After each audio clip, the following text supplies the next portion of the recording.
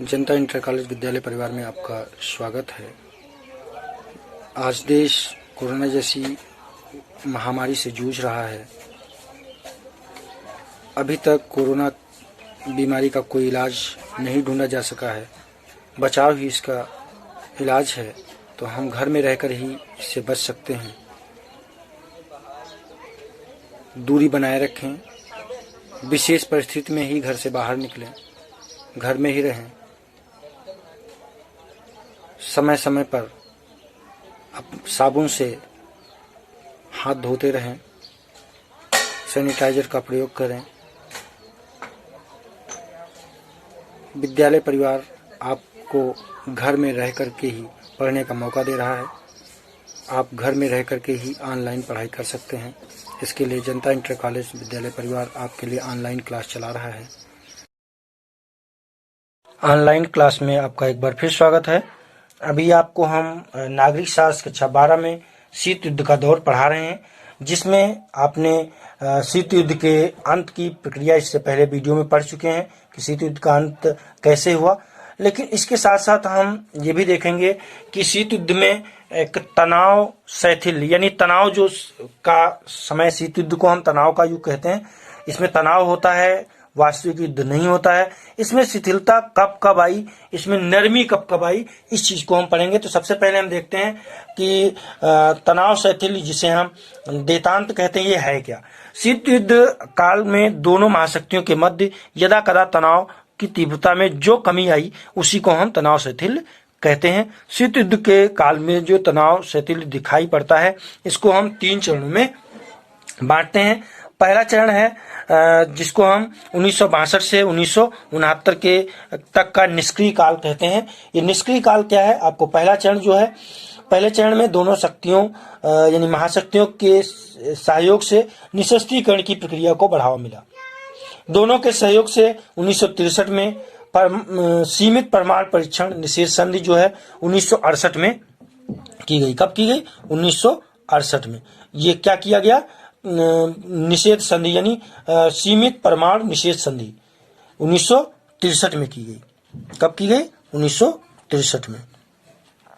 उसके बाद 1968 में परमाणु अप्रसार संधि, 1968 में परमाणु अप्रसार संधि।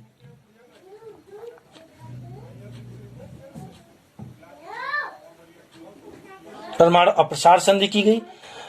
जिन समझौतों पे तो 63 में कौन सी संधि बताए हैं? सीमित परमाणु परीक्षण निषेध संधि, यानी इसमें कहा गया कम से कम परमाणु परीक्षण किए जाए। इस पर भी समझौते पे हस्ताक्षर किए गए।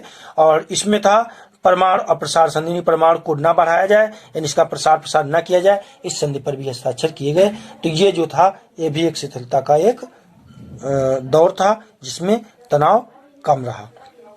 दूसरा चरण है जो कि 1970 से 1979 तक का है, जिसको हम सक्रिय काल कहते हैं। कौन सा काल कहते हैं? सक्रिय काल।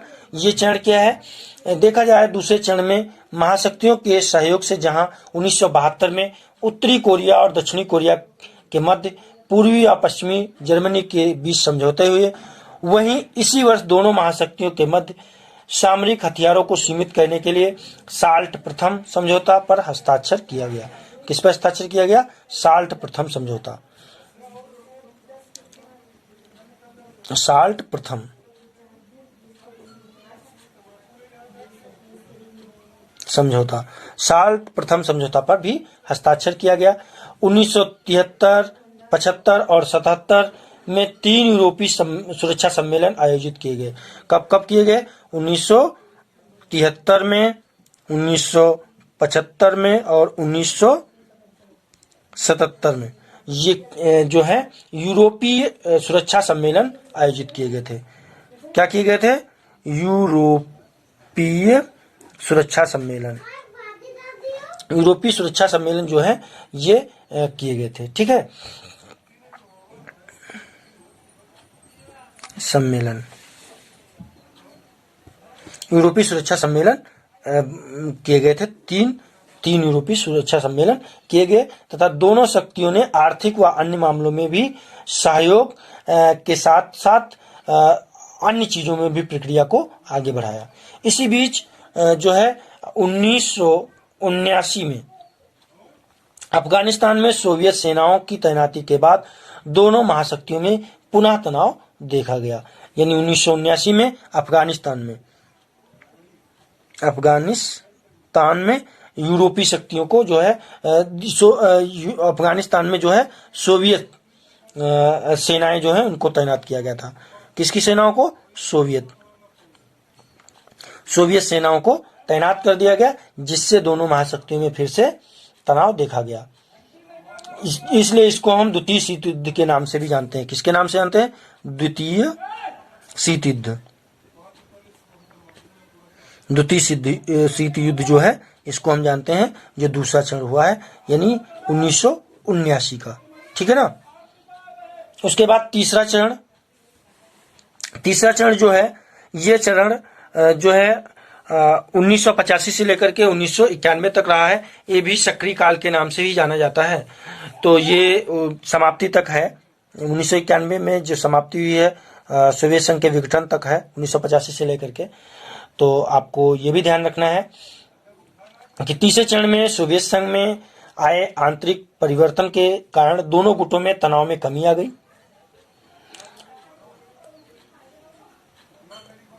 इसके साथ साथ सोवियत संघ का विघटन भी हो गया।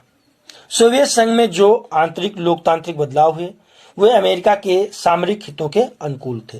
जो अंदर बदलाव किए गए, आपको मैंने बताया है कि मिखाइल गोर्बाचेव जो थे उन्होंने बहुत सारे बदलाव किए आंतरिक, जिससे सोवियत संघ का विघटन हुआ, जो अमेरिका के हित में था।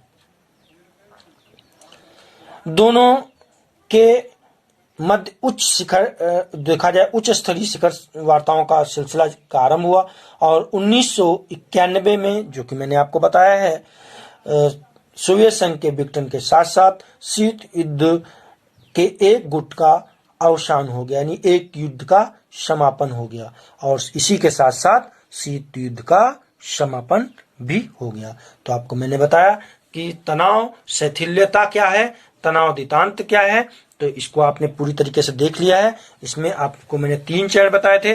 पहला चरण है जो कि आपने देखा 1962 से लेकर के 1969 तक के बीच में था, जिसमें जो है परमाणु अप्रसार संधि की गई और परमाणु जो है ऊर्जा का जो आणविक ऊर्जा जो थी, सीमित परमाणु परीक्षण जो था, इस निषेध संधि पर हस्ताक्षर 2 पर किए गए थे। ये एक निष्क्रिय काल था। और एक सक्रिय काल जो हुआ है ये दूसरा चरण है, जिसे हम दूसरा शीत युद्ध भी कहते हैं। ये 1970 से लेकर के 1979 तक का है, जिसमें साल्ट प्रथम समझौता हुआ था। इसके साथ साथ 3 यूरोपीय सुरक्षा सम्मेलन हुए थे 1973, 1975, 1977 में, तथा 1979 में जब अफगानिस्तान पर सोवियत संघ की सेनाओं ने जाकर के वहां पर तैनात कर दी गई सोवियत सेनाएं, तो ये द्वितीय शीत युद्ध प्रारंभ हो गया। फिर से तनाव बढ़ गया था। तीसरा जो चरण था ये मैंने आपको बताया 1985 से लेकर 1991 तक का सक्रिय काल है, जिसमें आपको मैंने ये कंप्लीट कर दिया है कि शीत युद्ध का इसी में विघटन हुआ और तनाव में कमी आई थी, जिसके चलते शिखर सम्मेलन हुए थे, उच्च स्तरीय वार्ताएं हुई थी और लास्ट में जो है सोवियत संघ ने अपने आंतरिक सिस्टम में बदलाव किया था, शासन में बदलाव किया था और सोवियत संघ का विघटन हो गया, जो अमेरिका के पक्ष में था, अमेरिका के हित में था, जिसके चलते ये सोवियत संघ के विघटन के साथ साथ जो है शीत युद्ध का समापन हो गया था। तो आपने इसको पढ़ लिया है, इसको कॉपी पे आपको लिखकर चेक भी कराना है। ठीक है।